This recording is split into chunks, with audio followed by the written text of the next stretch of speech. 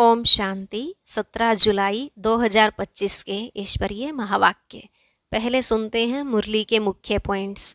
बाबा ने कहा, यह आंखें बहुत धोखा देने वाली हैं, इनकी संभाल करनी है। चार्ट में लिखो आज कौन सी कर्मेंद्रिय ने धोखा दिया। जबान भी कोई कम नहीं है, शिव बाबा के यज्ञ से भी चोरी करा देती है। यह सब बुरी आदतें अब निकालनी हैं। जब तक ऐसी आदतें हैं ऊंच पद पा नहीं सकेंगे, तो अपने पर फटकार डालनी चाहिए। फिर बाबा ने कहा, अपनी उन्नति करनी है तो बाप जो डायरेक्शन देते हैं उसे अमल में लाओ। माला का दाना बनना है तो बड़ी मेहनत करनी है। बाप समान अपकारी पर भी उपकार करना है। कुदृष्टि नहीं रखनी, नहीं तो अपना ही नुकसान करते हैं। लास्ट में बाबा ने राय देते हुए कहा, बच्चे जो भी समय मिले उसमें पुरुषार्थ कर मेकअप कर लो। ऐसा ढीला पुरुषार्थ नहीं करना जो जाकर दास दासी बनना पड़े। अभी तुम पुरुषार्थ कर रहे हो विकर्म विनाश करने का, तो ध्यान रहे कोई भी विकर्म ना हो। पुरुषार्थ के साथ साथ विकर्म किया तो 100 गुना हो जाएगा। अब सुनते हैं महावाक्यों को विस्तार से। बाबा ने कहा, मीठे बच्चे, ऊंच बनना है तो अपना पोता मेल रोज देखो। कोई भी कर्मेंद्रिय धोखा ना दे। आंखें बहुत धोखेबाज हैं, इनसे संभाल करो। प्रश्न, सबसे बुरी आदत कौन सी है? उनसे बचने का उपाय क्या है? उत्तर, सबसे बुरी आदत है जबान का स्वाद। कोई अच्छी चीज देखी तो छिपकर खा लेंगे। छिपाना अर्थात चोरी। चोरी रूपी माया भी बहुतों को नाक कान से पकड़ लेती है। इससे बचने का साधन, जब भी कहाँ बुद्धि जाए तो खुद ही खुद को सजा दो। बुरी आदतों को निकालने के लिए अपने आप को खूब फटकार लगाओ। ओम शांति। आत्म अभिमानी होकर बैठे हो। हर एक बात अपने आप से पूछनी होती है। हम आत्म अभिमानी हो बैठे हैं और बाप को याद कर रहे हैं। गाया हुआ भी है, शिव शक्ति पांडव सेना। यह शिव बाबा की सेना बैठी है ना। उस जिस्मानी सेना में सिर्फ जवान होते हैं, बूढ़े व बच्चे आदि नहीं। इस सेना में तो बूढ़े बच्चे जवान आदि सब बैठे हैं। यह है माया पर जीत पाने के लिए सेना। हर एक को माया पर जीत पाकर बाप से बेहद का वर्षा लेना है। बच्चे जानते हैं माया बड़ी प्रबल है। कर्मेंद्रियां ही सबसे जास्ती धोखा देती हैं। चार्ट में यह भी लिखो कि आज कौन सी कर्मेंद्रिय ने धोखा दिया। आज फलानी को देखा तो गलत विचार आया, यह करें। आंखें बहुत नुकसान करती हैं। हर एक कर्मेंद्रिय देखो कौन सी कर्मेंद्रिय बहुत नुकसान करती है। सूरदास का भी इस पर मिसाल देते हैं। अपनी जांच रखनी चाहिए। आंखें बहुत धोखा देने वाली हैं। अच्छे अच्छे बच्चों को भी माया धोखा दे देती है। भल सर्विस अच्छी करते हैं परंतु आंखें धोखा देती हैं। इस पर बड़ी जांच रखनी होती है, क्योंकि दुश्मन है ना, हमारे पद को भ्रष्ट कर देती है। जो सेंसिबल बच्चे हैं उन्हों को अच्छी रीति नोट करना चाहिए। डायरी पॉकेट में पड़ी हो। जैसे भक्ति मार्ग में बुद्धि और तरफ भागती है तो अपने को चुटकी काटते हैं। तुमको भी सजा देनी चाहिए। बड़ी खबरदारी रखनी चाहिए। कर्मेंद्रियां धोखा तो नहीं देती। किनारा कर लेना चाहिए। खड़ा होकर देखना भी नहीं चाहिए। स्त्री पुरुष का ही बहुत हंगामा है। देखने से काम विकार की दृष्टि जाती है, इसलिए सन्यासी लोग आंखें बंद करके बैठते हैं। कोई कोई सन्यासी तो स्त्री को पीठ देकर बैठते हैं। उन सन्यासियों आदि को क्या मिलता है? करके 10-20 लाख करोड़ इकट्ठा करेंगे। मर गए तो खलास, फिर दूसरे जन्म में इकट्ठा करना पड़े। तुम बच्चों को तो जो कुछ मिलता है वह अविनाशी वर्षा हो जाता है। वहां धन की लालच होती ही नहीं। ऐसी कोई अप्राप्ति होती नहीं जिसके लिए माथा मारना पड़े। कलयुग अंत और सतयुग आदि में रात दिन का फर्क है। वहां तो अपार सुख होता है, यहाँ कुछ भी नहीं। बाबा हमेशा कहते हैं, संगम अक्षर के साथ पुरुषोत्तम अक्षर जरूर लिखो। साफ साफ अक्षर बोलने चाहिए, समझाने में सहज होता है। मनुष्य से देवता किए करत न लागी वार। तो जरूर संगम पर ही आएगा ना देवता बनाने, नरकवासी को स्वर्गवासी बनाने। मनुष्य तो घोर अंधियारे में है, स्वर्ग क्या है पता ही नहीं, और धर्म वाले तो स्वर्ग को देख भी नहीं सकते। इसलिए बाबा कहते हैं तुम्हारा धर्म बहुत सुख देने वाला है। उनको कहते ही हैं हेवन, परंतु यह थोड़े ही समझते हैं कि हम भी हेवन में जा सकते हैं। किसको भी पता नहीं है, भारतवासी यह भूल गए हैं। हेवन को लाखों वर्ष कह देते हैं, क्रिश्चियन लोग खुद कहते हैं 3000 वर्ष पहले हेवन था। लक्ष्मी नारायण को कहते ही हैं गॉड गॉडेज, जरूर गॉड ही गॉड गॉडेज बनाएंगे। तो मेहनत करनी चाहिए, रोज अपना पोता मेल देखना चाहिए, कौन सी कर्मेंद्रिय ने धोखा दिया। जबान भी कोई कम नहीं, कोई अच्छी चीज देखी तो छिपाकर खा लेंगे। समझते थोड़े ही हैं कि यह भी पाप है। चोरी हुई ना, सो भी शिव बाबा के यज्ञ से चोरी करना बहुत खराब है। कख का चोर सो लख का चोर कहा जाता है। बहुतों को माया नाक से पकड़ती रहती है। यह सब बुरी आदतें निकालनी है, अपने पर फटकार डालनी चाहिए। जब तक बुरी आदतें हैं तब तक ऊंच पद पा नहीं सकेंगे। स्वर्ग में जाना तो बड़ी बात नहीं है, परंतु कहाँ राजा रानी कहाँ प्रजा। तो बाप कहते हैं कर्मेंद्रियों की बड़ी जांच करनी चाहिए, कौन सी कर्मेंद्रिय धोखा देती है, पोता मेल निकालना चाहिए। व्यापार है ना, बाप समझाते हैं मेरे से व्यापार करना है, ऊंच पद पाना है तो श्रीमत पर चलो। बाप डायरेक्शन देंगे, उसमें भी माया विघ्न डालेगी, करने नहीं देगी। बाप कहते हैं यह भूलो मत, गफलत करने से फिर बहुत पछताएंगे, कभी ऊंच पद नहीं पाएंगे।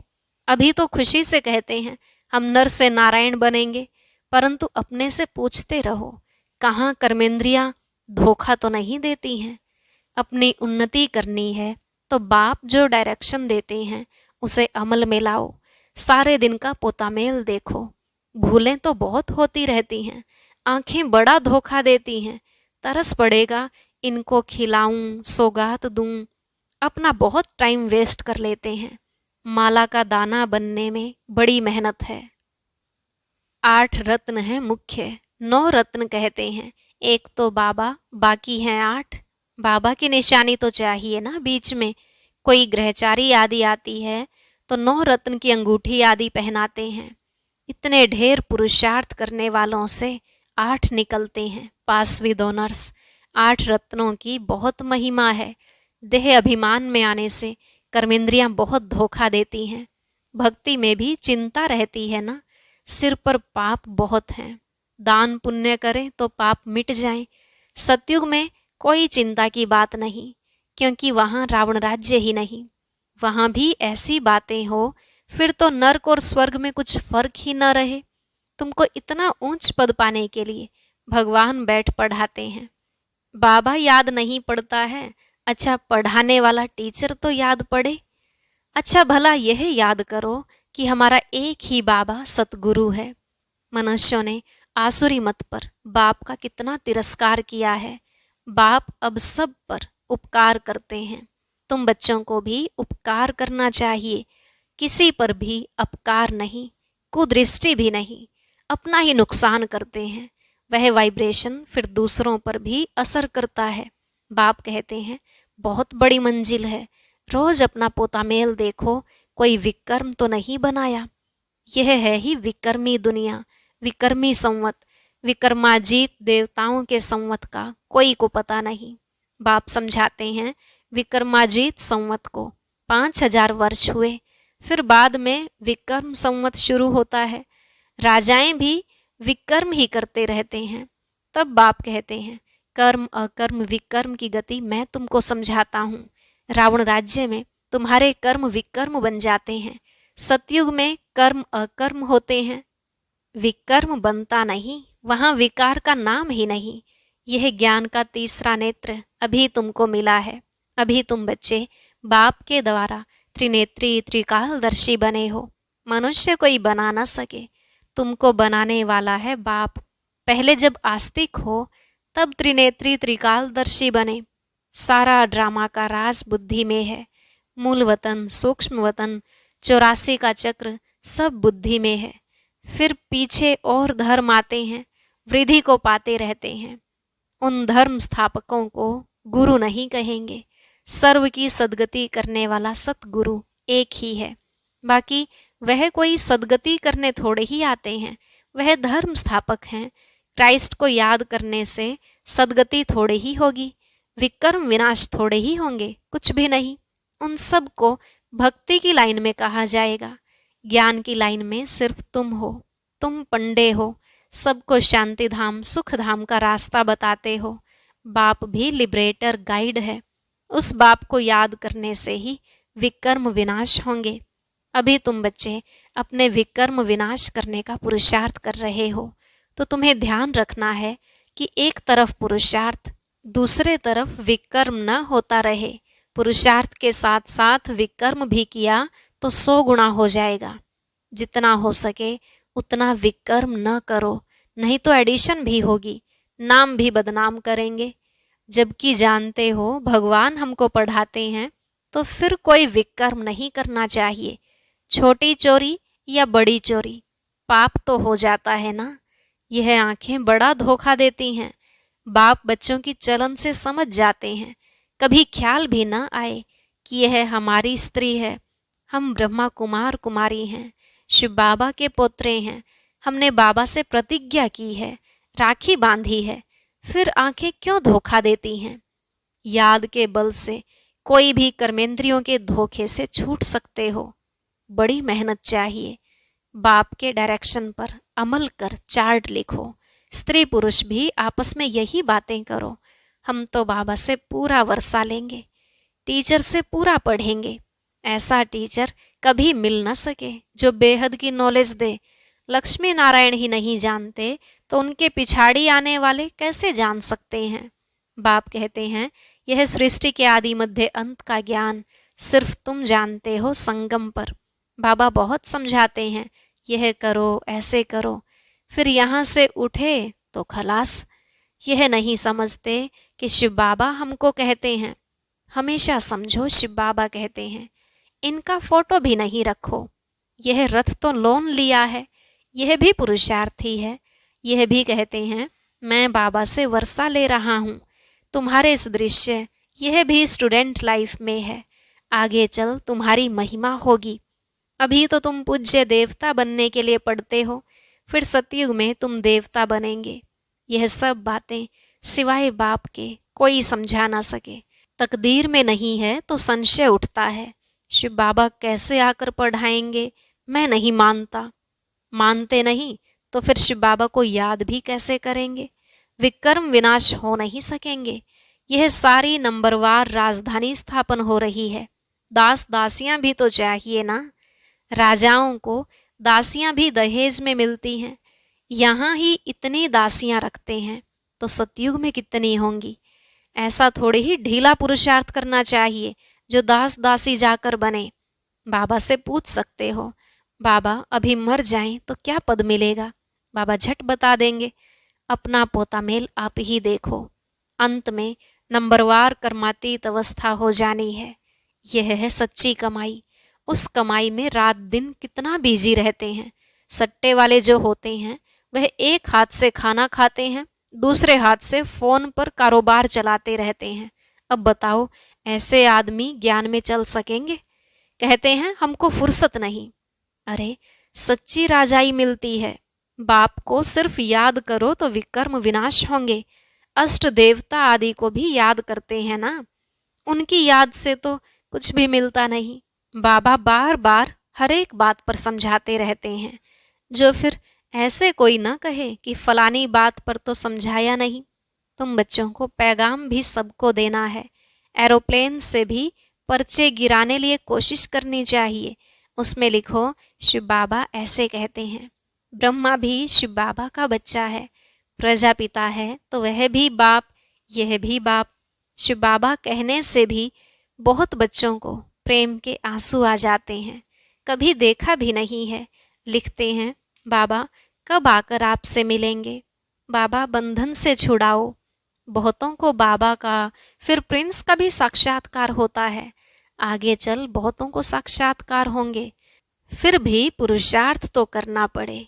मनुष्य को मरने समय भी कहते हैं, भगवान को याद करो। तुम भी देखेंगे पिछाड़ी में खूब पुरुषार्थ करेंगे, याद करने लगेंगे।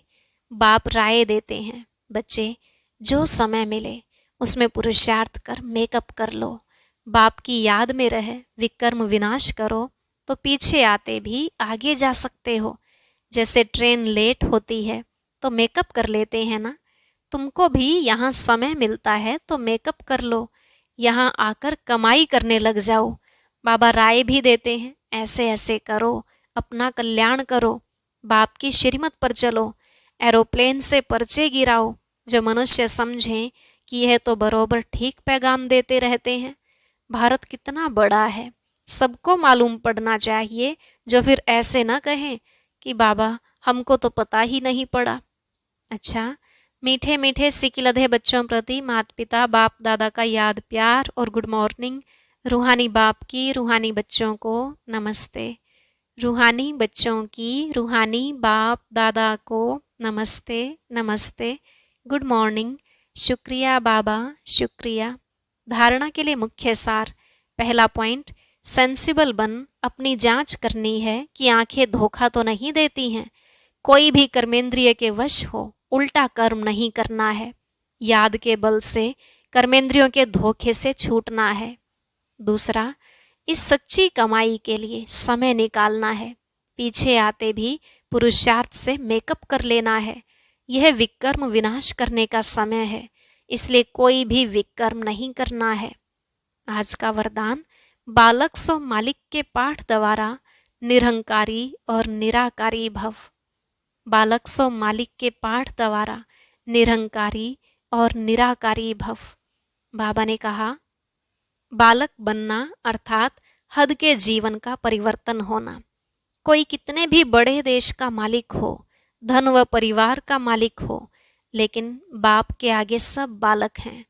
तुम ब्राह्मण बच्चे भी बालक बनते हो तो बेफिक्र बादशाह और भविष्य में विश्व के मालिक बनते हो। बालक सो मालिक हूँ, यह स्मृति सदा निरहंकारी निराकारी स्थिति का अनुभव कराती है। बालक अर्थात बच्चा बनना, माना माया से बच जाना। स्लोगन, प्रसन्नता ही ब्राह्मण जीवन की पर्सनैलिटी है, तो सदा प्रसन्न चित रहो। प्रसन्नता ही ब्राह्मण जीवन की पर्सनैलिटी है, तो सदा प्रसन्न चित रहो। ओम शांति। अब आज का अव्यक्त इशारा और ज्ञान मोती भी अवश्य सुने।